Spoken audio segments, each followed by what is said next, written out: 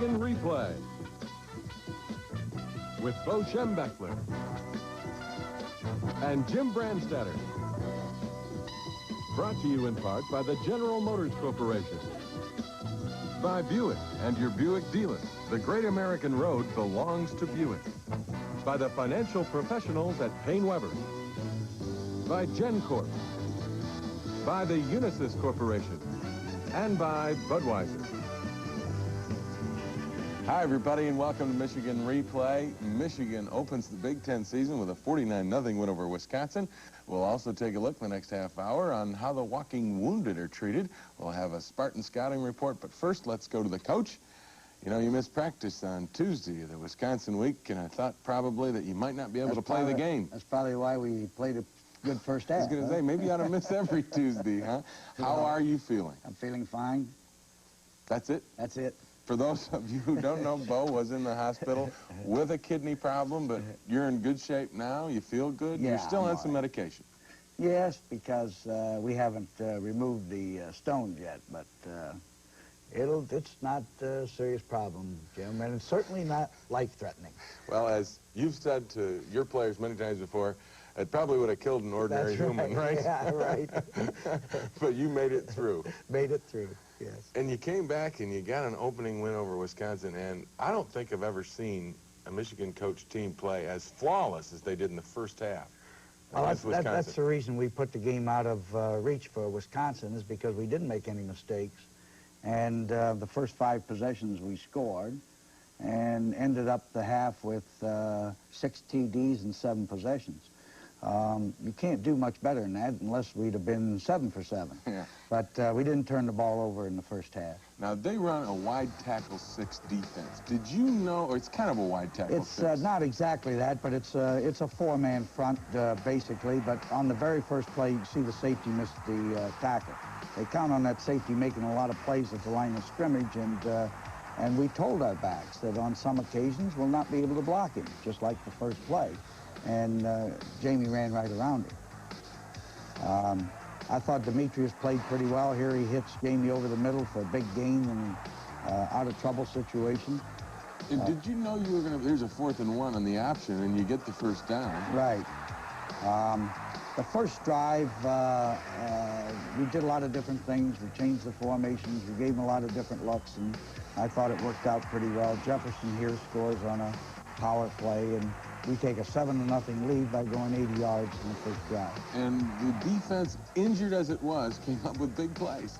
Well, they did. I'm not sure that this is the kind of offense that would tax a defense as far as the linebackers are concerned. I thought our down linemen played exceptionally well, and that certainly helped the situation with the linebackers.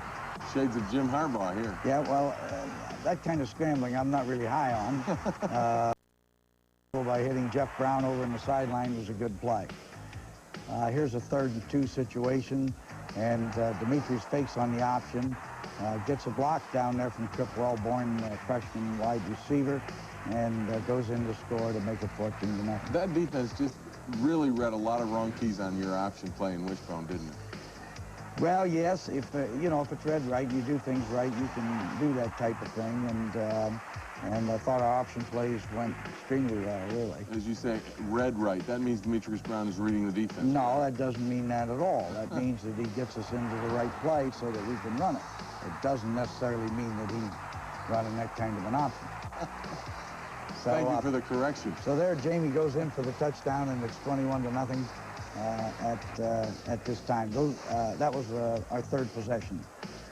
Here we come back on a reverse, and John Colasar makes a nice move here and runs 30 yards down the left sideline to put the ball deep in Wisconsin territory. You really brought all the stops with a reverse play? Well, a lot of those plays have been in, and here Jamie makes a lot of tackles miss and goes down to the 13.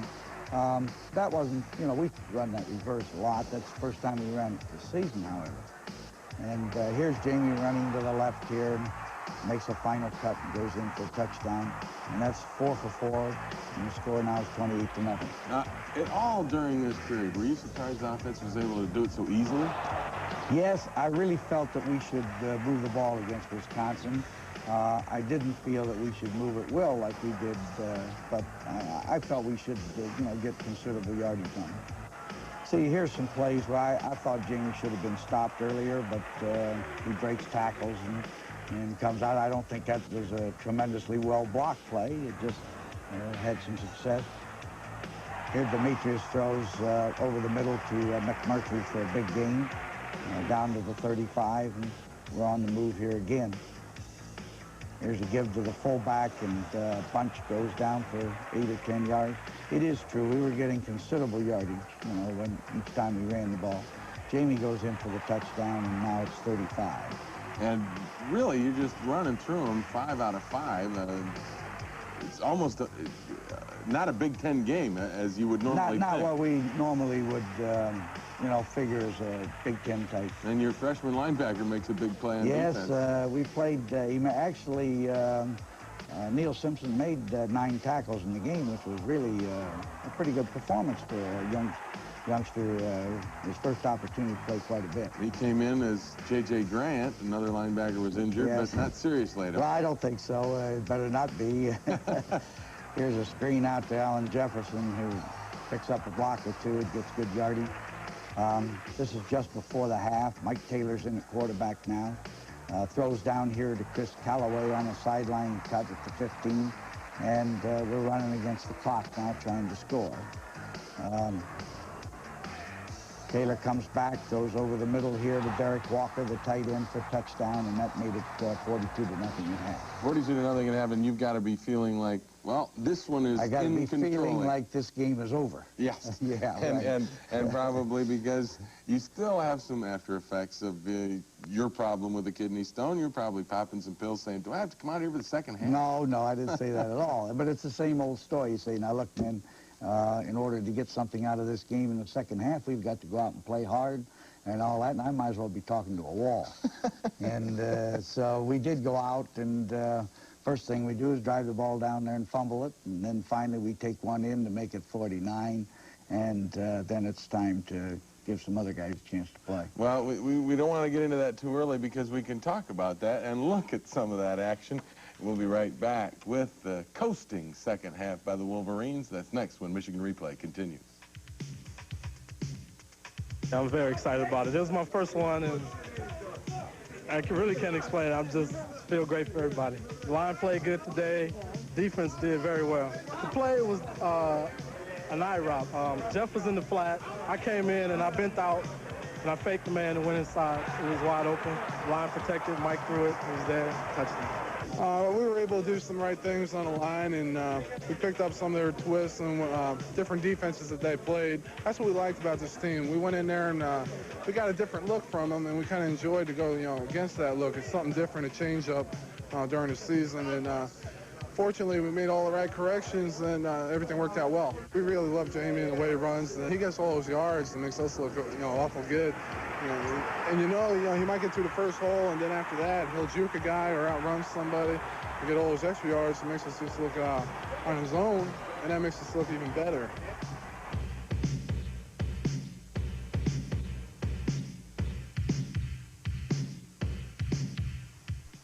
Avoid the Noid with the Domino's Pizza Guarantee. We guarantee your pizza will be delivered within 30 minutes, or you get $3 off your order.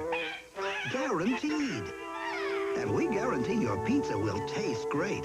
If you're not satisfied with your pizza, we'll replace it or refund your money. Only our pizza is guaranteed to avoid the Noid. Domino's Pizza delivers. Call now. I could deposit a check, please. Jeffrey Houdray has never heard of Unisys. All the way from France. It's from my grandfather. Have a seat. But Unisys systems process half of the checks in the U.S. each day. 30 of the world's 50 largest banks rely on Unisys for everything from international bank transfer to quick customer service. Jeffrey just knows that a new 10-speed bike is almost his. Unisys and banking, the power of two. These days, people talk a lot about truth in labeling. At Budweiser, we started our own truth in labeling program over 100 years ago. And what was true 100 years ago is still true today.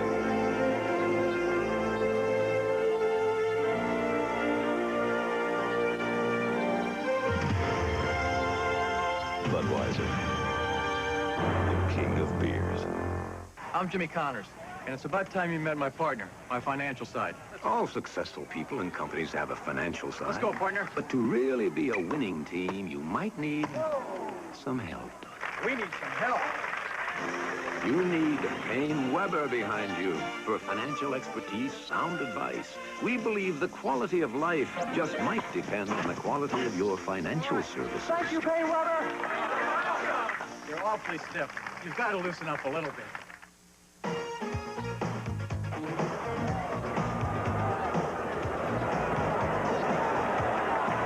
They played us like a read defense, and we're an aggressive charging defense, which sort of messed them up because we were coming through without even being blocked, and they anticipated us following their leads. So I guess it was just two different types of styles that gave us the advantage today. The seniors on the defensive line especially, we had to help the inside backers because they were inexperienced, so we had to play above ourselves a little bit because they read everything a little slower and things like that. And with aggressive line play like we played today, it made their job a little bit easier, which is very important in their building confidence. One of those men up front in the Michigan defense that played so well today. Well, you mentioned before we went to the break that you had that 42-0 lead at halftime. Basically, the game was over. You said you keep thinking you're going to get something out of the second half, and yet every time it seems that nothing, you don't get out of it what you want. Explain that. Because you're not going to duplicate what you did the first half, and, well, you're not going to allow it to happen in the first place. But always something goes wrong when you say, well, let's go out and put one good drive together and score, and then I'm going to take the regulars out. Usually what'll happen, they'll go down and fumble the ball or something, and you never get that quick score you think you're going to get. So here's a fumble by the Wisconsin quarterback that we recovered early in the third period. And that was after your first drive, which our first drive ended up fumbling on the goal line. And so now we come back in here, and Jamie runs wide, gets down to the 1-yard line. Actually, we took the second half kickoff and went down and fumbled. Here on the option play, Demetrius keeps and goes in to score. And that's the end of the scoring, Jim. The rest of the game is what I call running back and forth and making a few plays, but making more mistakes than a few plays. But isn't it good that some of the kids that don't really get to play get experience? I'm not arguing that at all.